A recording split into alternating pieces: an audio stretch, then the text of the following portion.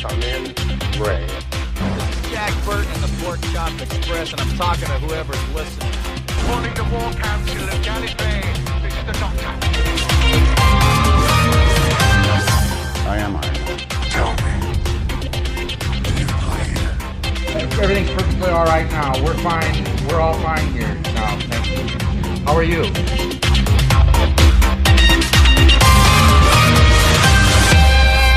Chicken-pla-da-doo. This is 102.4 Bounce FM, and you are following the nerd. Lucky you. My name is Saxon, and joining me tonight is Anthony, the Duke of Mernlaws. Yes. Good evening, sir. And how are you? Good, not bad. Dentist again. Again this morning, yeah. So about 2 weeks ago, I got a filling in, and they decided, okay, we're going to put more fillings in. Because that's fun, isn't it? No. Said no one ever. So, so today I had to go into the dentist at about 12:40, and I got another 2 fillings. So I got one in the top, one in the bottom. And do you remember last time I was telling you they numbed me up and I couldn't feel my ear? No, this was worse. This was 1,000 bajillion, bamillion times worse. Where they'd numbed me up so bad it looks like I had Bell's palsy. Ooh. So this side of my face was completely numb. The left-hand side of my face was completely numb. And it was sort of like sagging down. That's scary. Like, it felt like it was sagging down. I felt like my lip was gigantic on this side. So I'm leaving the dentist, and to be honest with you, I feel like I've went 10 rounds with Mike Tyson. I'm just staggering, like I'm a bit punch drunk. And as I'm like getting back to the car park and I'm fidgeting for my ticket, going like, come on, where's my ticket, come on. This woman came up to me and said, sir, are you alright? Really? She thought, I was mentally impaired. Good God. So she was going like, are you sure you're okay to drive now? I was going, yeah, I'm absolutely fine, I could drive. I was like, are you alright? And like, I couldn't explain. I was like, dentist. And she went, yes, you can go to the dentist, yeah. Oh my God. You're in all fairness, it just sounds like you're in a story, like one of these comedian stories. Yeah, honestly, it's like those story time channels on YouTube. That's genuinely my life. Fairness, only there's no embellishment. This is genuinely something wrong with me where I attract this nonsense. So anyway, so one thing that has made this week significantly better is I've caught up on the Orville. And I've got to tell you, man, the Orville's killing it. Series 2? Series 2 is killing it.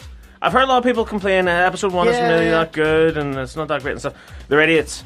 It's brilliant. 4 out of 4 for me so far. Ooh, every really single high. episode has been absolutely blinding. It's been absolutely fantastic. I love the characters. I love the dynamic now that's quickly forming between all of the crew. Yeah. It's a fantastic series, start to finish. And I genuinely don't know any further praise that I can give it.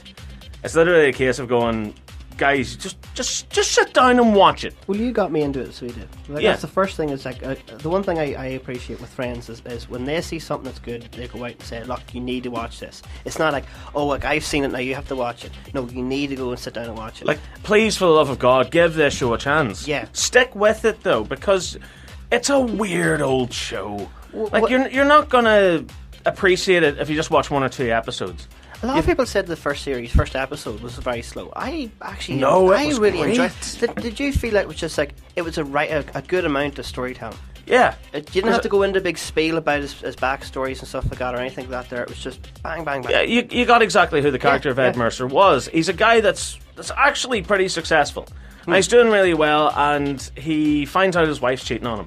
And that's what puts him down the road, where he just becomes this irresponsible idiot. Yeah. And it's actually the ex-wife that talks to the leader of the Federation, or whatever it's called, the Union, in the show, and convinces him to give this guy the head job. He's going to be helming this new spaceship, the Orville. And it's not done in a stupid parody way. No. It's done like it's its own proper show. Like, genuinely, this could be called Star Trek Orville. Oh, big time. It's so true to the world and the universe of Star Trek, particularly the Next Generation. Yeah, you do get vibes from that. I would like, but it still has room for its little sort of stupid slapsticky jokes and everything like that. They work. That's the thing, that they work.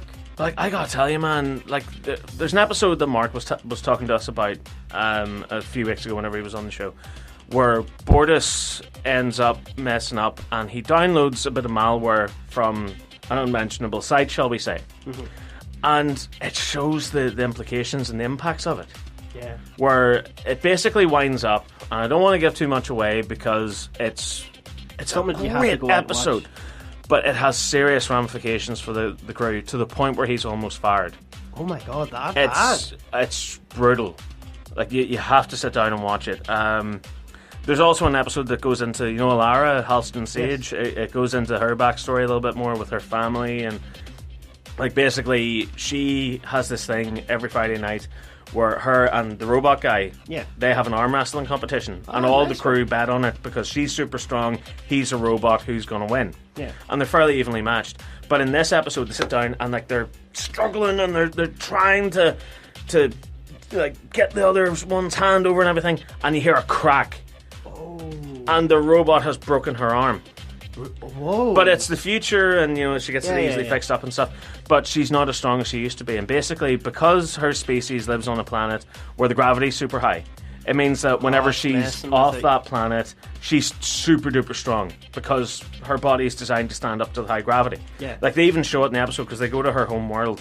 And do you know the ginger pilot guy? I know. Like, like, they're about to leave on the little shuttle, and he goes, hang on, I brought this with me just in case. And he gets this metal bottle, and he throws it out of the little kind of force field thing. It immediately goes and becomes like flat like paper before it even hits the ground. No.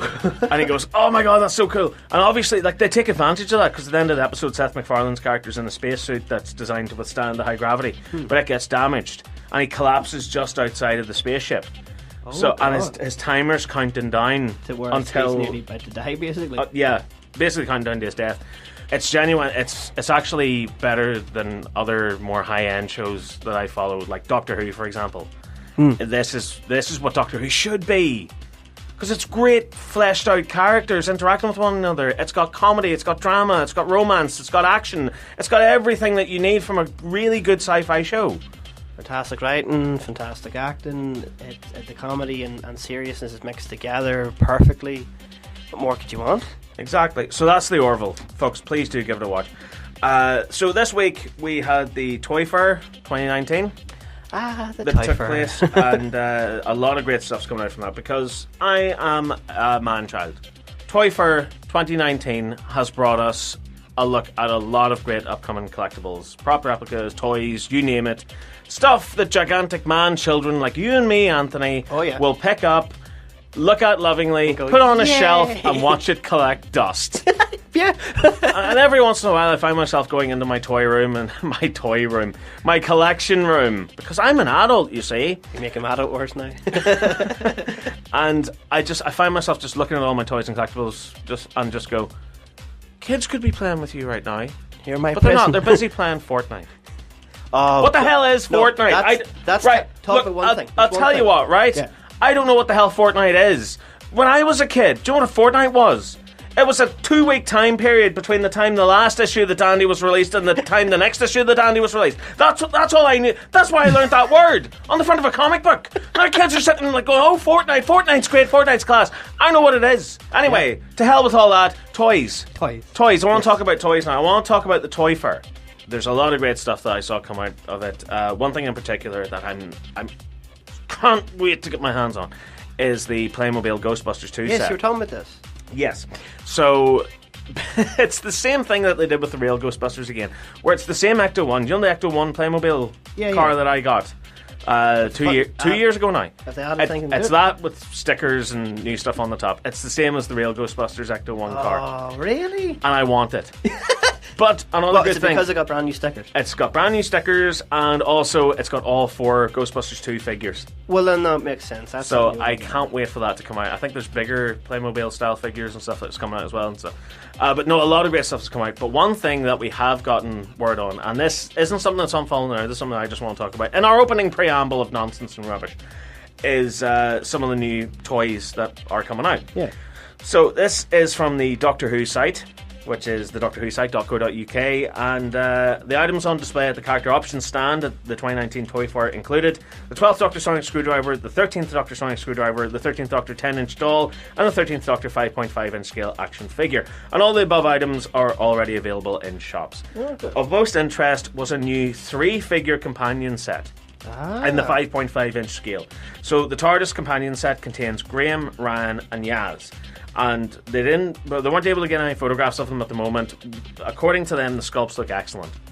So it's basically all the hush hush say no more secret at the moment. Pretty much, yeah. I'm very, very surprised by this. The figure set should be available mid-year, providing there's sufficient retailer interest. Yeah. The 13th Doctor's TARDIS is on hold at the moment, but we'll talk about that in a little second.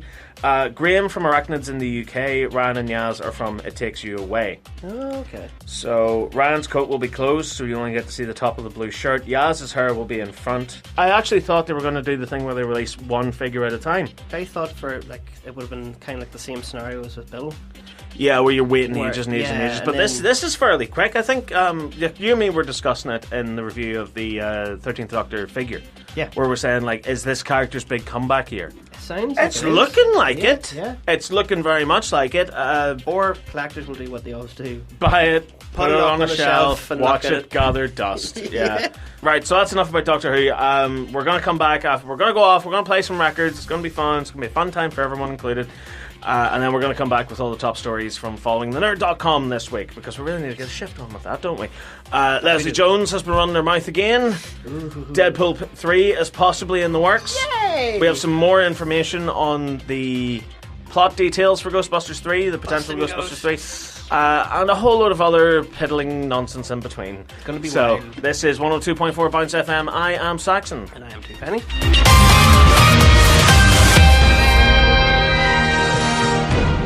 This is Ashley Eckstein, voice of Ahsoka Tano on Star Wars The Clone Wars, and I follow the nerd.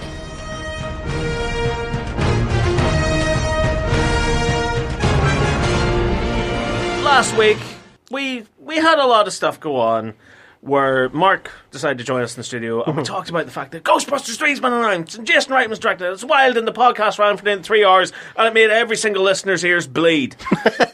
It was brilliant. Because it was just us fanboying like crazy about the fact that, yes, we're getting a third movie, and it's connected to the original universe, and it's great, and everything about this looks fantastic.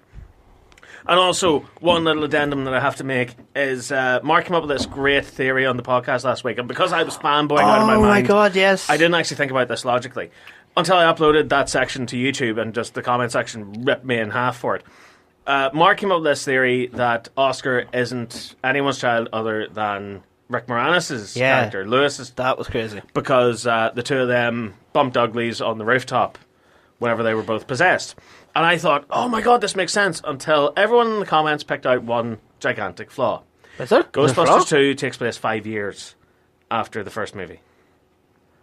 Oh. So it couldn't have been his kid. But what if it was a ghosty type? So that's what I said. I said Ghost it was mutant. a phantom pregnancy. Oh god, Stephen, why?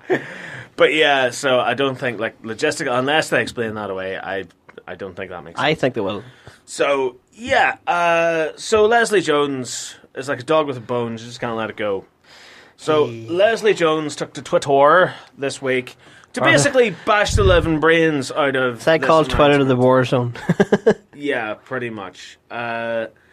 So, I find this all very ironic, because this is the sort of post, the post that Leslie Jones has put on Twitter, is what all the fans were putting up on Twitter whenever the reboot was announced. Yep. And it wasn't because of sexism, and it wasn't because we can't cope with ladies holding proton packs. It's because it didn't take place in the same universe. Yeah. And after this announcement, thank God it didn't take place in the same universe, because it looked terrible. It was an awful movie. The trailer's one of the most disliked trailers. It's not on YouTube. On YouTube. Yeah. Because it just looks pathetic, and none of the jokes are funny, and it's supposed to be like a goofy little comedy movie, but all the jokes fall flat. So Leslie Jones took to Twitter this week after the wonderful fanboy-pleasing announcement that Ghostbusters 3 was happening to say this. So insulting. Like, F us. We didn't count. It's like something Trump would do. Gonna redo Ghostbusters. Better with men will be huge. Those women ain't Ghostbusters. So annoying. Such a dick move. And I don't give an F. I'm saying something.